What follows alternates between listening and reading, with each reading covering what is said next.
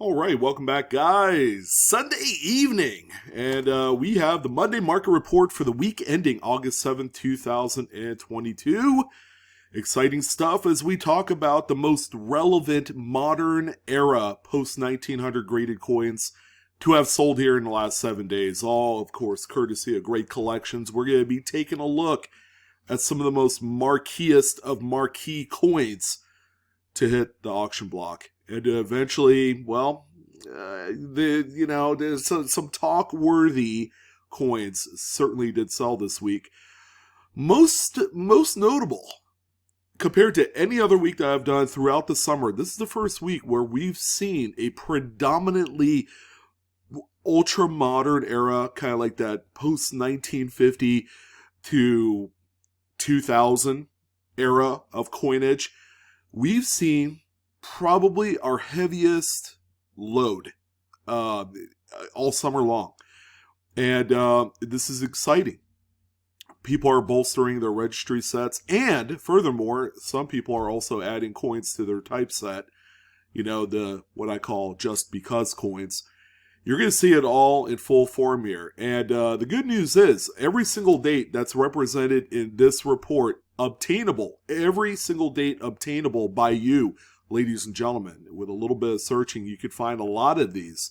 The question is, can you find that high-graded monster like a few of these folks did? And ran away with some pretty spectacular sales here in the last 7 days. So, I figure, without waiting too much longer, let's go ahead and jump right in and see what has hammered on great collections this evening.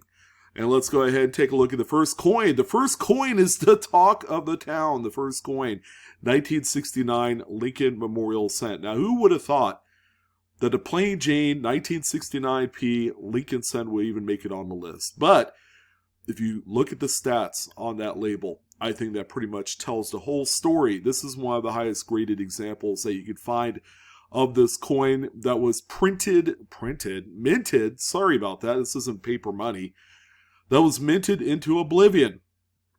All of these modern era Lincolns have been minted into the hundreds of millions. The 69p is no exception. This one is a PCGS Mid-State 67 full red example.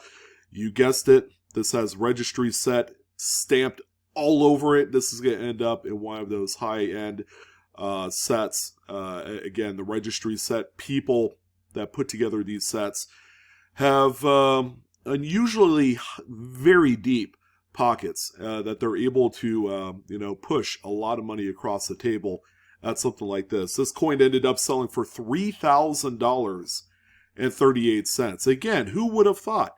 Of course, it's been quite some time where we've actually highlighted some decent-looking 1960s and 70s registry set coins.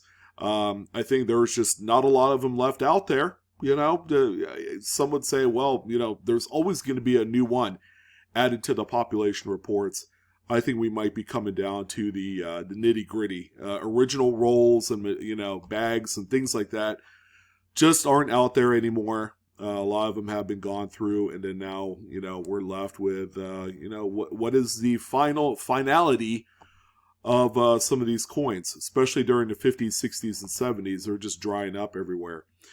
The next one that we have here is one that I've talked about on a few occasions. The 53S is not what I consider to be the toughest date nor mint mark to find in gem condition. However, this one right here ticks all the boxes, especially that Mint State 67 and upgrade, which is what you want in order to heavily monetize on a coin like this. This one right here is a Mint State 67 Plus full red, and it's CAC certified. That's all the things that's a must-have on a coin like this. Obviously, it's a registry set coin all the way. This one ended up selling to the tune of $2,764.12. Well done. And here's another tough one as well. Of course, you've heard me say it before. 1950s Philadelphia minted coins are quite scarce in grades of 66 and up. So obviously, when it hits the top level, the kind of like that high water line of pop coins, 67 does come to mind. Very few 67 pluses show up due to quality of the coins and planchets during the day. This one right here, fortunately, is a Mid-State 67, and you guessed it, another Registry set coin. This one ended up selling for $1,743.75. Yeah, have I mentioned that Lincoln cents were quite active this week, along with our next denomination? You're not going to want to miss the nickels. All right, now we're getting into a little bit more progressively tougher dates, okay? 1936S is not a slouch of a coin, that's for sure. However, if you needed to find one for your just like Lincoln album set that's in mid-state red, I mean, you could actually find one for a few dollars, you know? They're actually very obtainable. However, if you're looking for the best of the best, you're looking for mid-state 67, 67 pluses. It doesn't matter what grader you go with. Well, yeah, that's where things begin to get a little bit tricky here. And, you know, this one right here, no doubt about it, another tough one. NGC graded this one as mid-state 67 plus full red. This is a beautiful coin right here that ended up selling for $2,418.75. Again, do not overlook some of the NGC graded coins because they will knock your socks off for sure. All right. Okay. So we're still in the 30s, still in a tougher kind of decade. It's not the 20s, I can tell you that, but 1931, you know, this one, as you know, does not have an S mint mark. The 31S, of course, is one of the key dates of the Lincoln cent series. But how about the Philadelphia minted coin that you see here? Well, this one has a little bit of a story to tell, and, you know, it's all in the grading. PCGS graded this one. Mid-state 66 plus, full red. CAC also granted a little green sticker action to this one to give it some extra value. A very, very tough grade, a very tough date. Mid-state 67s are quite expensive of this particular coin, along with a few of the other 1930s coins like it. But this one right here ended up at $2,143.12. Again, probably more better suited for a registry set, if anything else.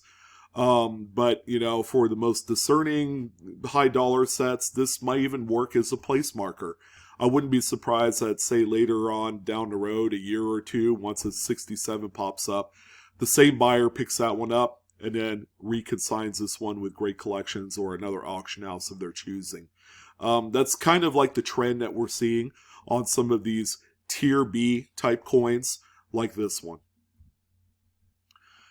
Oh yeah, we still have one more Lincoln. We actually have two more one-set denomination coins. How about this one? Now, as you can see, this one does not have the VDB initials, so it's not that one. However, this one is a very neat variety. Okay, it's in the Cherry Picker's Guide, and it's one of the earliest forms of the S over horizontal repunched mint mark. So this one has an S over horizontal S. Very, very well coveted, like highly searched as well. Most folks want this coin. They'd rather find it for themselves. However, again, there's that distinguished group of folks that they just can't help themselves. You know, they'll open up their wallet or open up their checkbook and they'll assign any dollar value to some of the scarcest coins that they could possibly lay hands on. This one right here is a PCGS Mid-State 66 plus full red. As you can see, CAC stickered this one as well. This one ended up selling for to the tune of $4,500 right on the button. Yeah, who would have thought that a coin like this would be worth that kind of money? I know the non-VDB 09Ss can be had for about $500, certified in like Mid-State 65, somewhere around there. So, you know, if maybe someone cherry picks a really nice one that is a RPM, then, you know, you could flip this bad boy for lots of money. All right, this is probably not a very obtainable coin. Like I had mentioned at the beginning of the video, a lot of these dates are certainly obtainable to kind of cherry pick through. This is probably not one of them. It's a very expensive coin right out of the gate, and it continues to be that way in high grades. Now we have a gem of a full red Indian head set. Now I've told you guys this once before. Gem red of any date Indian head sets are tough. And people are collecting these a lot more because they know they're a lot more difficult to find. Especially raw. Good luck with that, by the way. A lot of the raw examples out there are full of problems and issues, retoned, recolored, cleaned, whizzed, you name it. I've seen it all. But when it comes to like fully original, full red examples, the kind of coins that look like it was minted yesterday, of course, they are going to be, there's going to be a lot of attention paid for on these. This one right here is a PCGS Mid-State 66 Plus full red, and it's also CAC stickered. Plus, it also has Rick Snow's Eagle Eye sticker right on there, too. So, with all those things, we're talking about a pretty spectacular coin right here. A very, very special one that ended up selling for $3,487.50. I could only imagine how much this coin would be worth if it was a 67. Holy smokes, we might be talking a 5-figure coin here because, again, full red with the grade, and you have a certainly rich series to collect into if you're interested. Now, the nickels are quite strange this week because there's a few kind of very modern coins that have, popped in and out of auction here over the summer. We've seen a few 1980s coins, certainly. Yep. We have a 1983D here in display. Yeah, but check it out. Look at that grade. What's missing from that graded label that would just kind of fool you, right? The absence of full steps, especially for such a modern coin. Full steps seems to be a prerequisite, to ownership for a registry set. This one does not have that, so it doesn't mean that it is possibly a tough date in full steps. Could be. This one is a PCGS 66. I mean, it looks like a roll coin to me. Of course, you guys know they did not make mid sets in 1982 or 83, which makes this coin a little bit tougher to locate if you're trying to find a true mid-state example of the coin. You're kind of left with what is out there today. So this one right here, I would say probably 95% sure it's a registry set coin. This one ended up at $1,140.75. And the same can be said with this one. Now, the redeeming thing about this particular coin, this 82p, is that it does have full steps. However, it's a Mid-State 65, which for a very, very modern coin, it's like very middle of the road. It's a coin that's not necessarily going to impress you at first glance, but if it's that tough and you need it for a registry set as kind of a placeholder, I mean, you could do a lot worse. This one right here ended up selling for $1,027.12.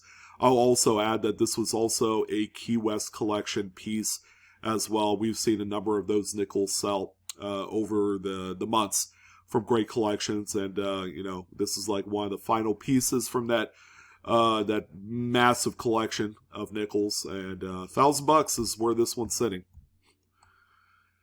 And another one, yet again, this time 74. The luster won't impress. That's because it's the date. The date is not that fantastic for a lot of reasons. The strike is okay on this one. The luster is subpar. But that's just kind of like the norm for some of the early 70s dates of nickels. So this one I could see being a little bit more challenging if you're out there kind of searching for it. But imagine, just soak it all in. What if I found a Mid-State 67 full steps? Now, that would be something. The coin right here you see in front of you is a 66 full steps.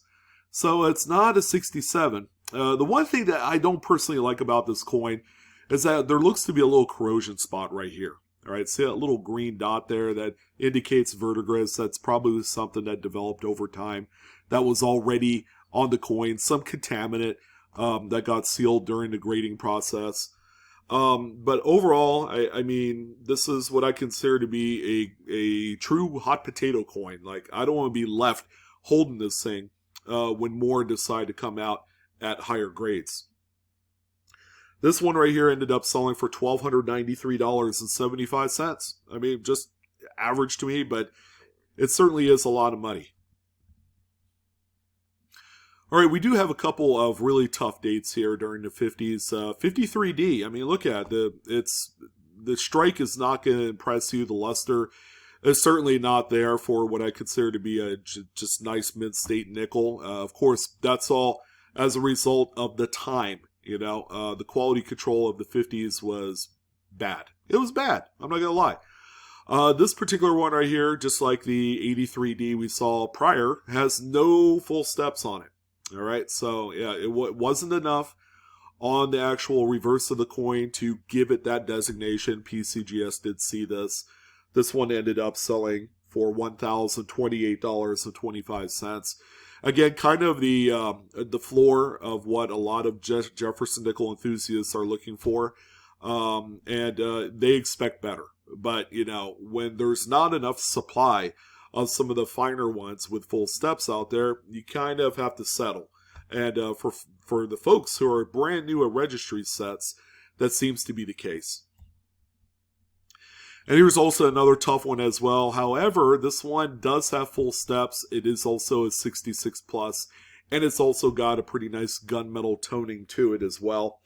This one right here, again, is a premier piece for a Registry that's sold for $2,987.87. Again, from 1951 all the way up to the early 60s, that's the problem child of the series for Strike. All right, the coins were fugly going through this 10-year stretch or longer. And, again, it's posed a huge challenge for folks that are looking for BU rolls. They're trying to scour just any conceivable avenue to have a crack shot at finding a full steps 50s nickel. It's just not that easy. And, sometimes, again, you're going to have to settle sending off a non-full steps nickel with toning for it to be relevant in today's marketplace. And then this is the final Jefferson nickel to talk about today, although we do have one really pretty buffalo. This is 44p. I mean, this thing is magical. This thing looked like it was struck yesterday. It's that nice and that clean and that immaculate. PCGS assigned mid-state 67 plus full steps on this one, and I think it's deserved of all of the accolades. Even has a little bit of nice toning, more notable on the obverse around the periphery of the coin. That's the edges, for layman's terms. But a Registry set all the way, key coin right here. Again, these World War II era special composition type coins are very, very well collected. Even the steel cent in this particular case. The Wartime silver nickels across all dates, and there's a few tough ones too, a few San Franciscos and Denvers within this short little series that can make you pull your hair out. It's that tough. This one right here sold for $5,237.87. Incredibly impressive. I would want to own one of these if I had the kind of money that Warren Buffett has. I would probably end up buying this coin. But for now, I can only dream and talk about it.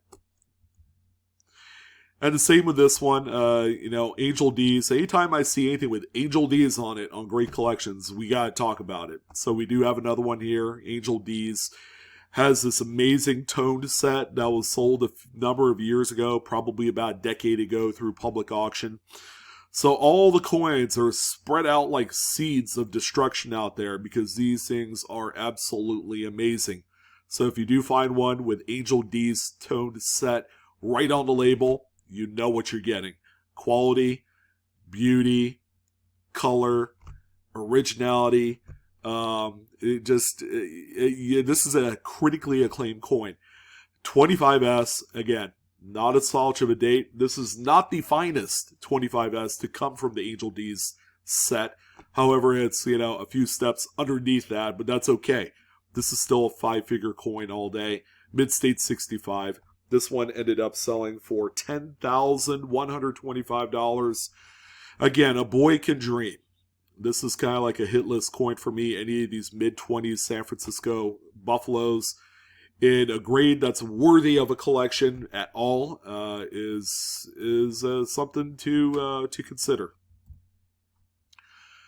Now, just like the other denominations I talked about today, the Lincolns, the pennies, the nickels, my goodness, there was actually some Roosevelt dimes worth talking about. 1959 here. Again, a very approachable series because there's not nearly as many people collecting into this set as, say, Jefferson nickels, Lincolns, and Washington quarters. All right? That it just is what it is. Due to design, size of the coin, all that stuff. That this seems to be like fifth fiddle among those. But you come across one that certainly commands attention. How about this one? Mid-State 67 plus full bands, all the color in the world, and just a feast for the eyes. It looks like a tropical rainforest, with the mossy greens and all sorts of other coloration on there. This one ended up at $1,631.25. Again, coins that are quite approachable. If you're looking at old collections, or maybe a coin dealer has these in a 2x2 for like $5, and they're just not a fan. Keep in mind, toner collectors want and expect the best. All right, it's like an art form for them. Here's another one here, 57D, a very common date Roosevelt dime. This one, however, look at that, Mid-State 68 with all of the toned color that is beautiful, just a pure mix of pastel-y type colors. Yeah, it doesn't have full bands. That's okay. Again, it's an art form thing. This one right here sold for $1,687.50. Beautimous. And then, of course, we're going to end it off on the Roosevelt toner lot here with a 52S. And again, another beautiful coin to just kind of stare at for a while.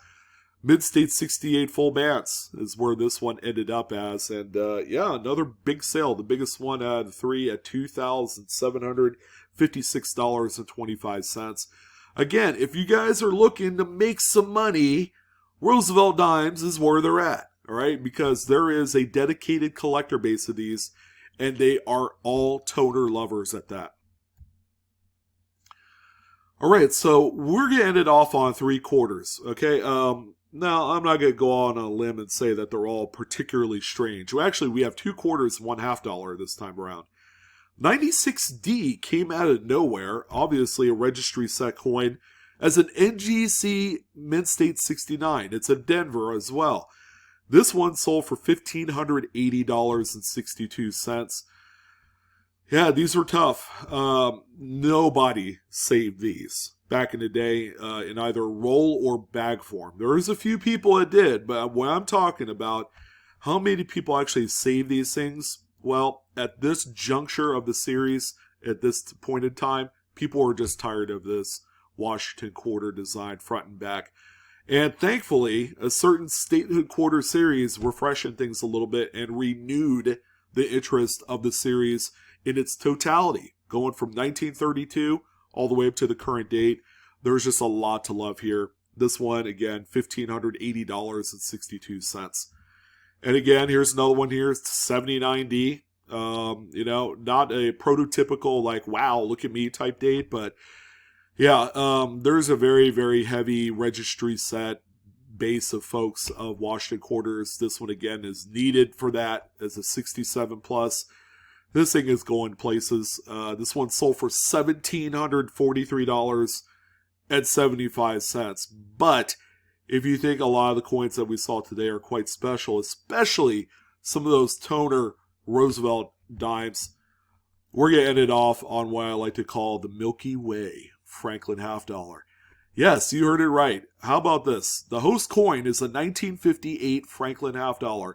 Not particularly rare. These things like grow on trees, and it's a very common date. And you're going to notice another trend. This one does not have full bell lines, which is a strike designation that is, to some people, is a must-have, but it's not everything. This is a double-sided beast of a toner. I'd probably say in hand it looks a lot darker, but under the right lighting conditions, like a true view, oh my goodness, then you have something that looks like this, and has become an incredible must-have for a lot of folks. PCGS assigned a grade of Mint State 67 plus. It's also CAC certified. This puppy right here ended up selling for $5,262.75. Again, a very, very approachable series on its face. There are a few tougher coins like the 49S and a few others that, obviously you're going to pay up to own as part of your set. But all in all, a lot of the mid-state examples are very obtainable. Now it's going to be a matter of finding those full bell lines, number one. Number two, some beautiful toners like this one that you see here. That's going to go ahead and wrap it up for this one, ladies and gents. I'm your host, Sean, with Blue Ridge Silverhound, back at it again for another Monday market report for the week ending August 7th. I hope you guys enjoyed this one. Don't forget to like, share, and subscribe if you haven't done so already. All the extra support means bunches, and I will gladly take more if you're offering. So that's going to go ahead and do it. If you're catching this on Sunday night, enjoy your Sunday night. But also, if you're going to be watching this or listening to it on your Monday morning drive, make sure you guys have a wonderful week. Don't work so hard. Coming up to the end of summer, thankfully, the weather should get a little bit cooler. Should. All right. But that's it, guys. I'll see you next time. Have a good one, and happy hunting.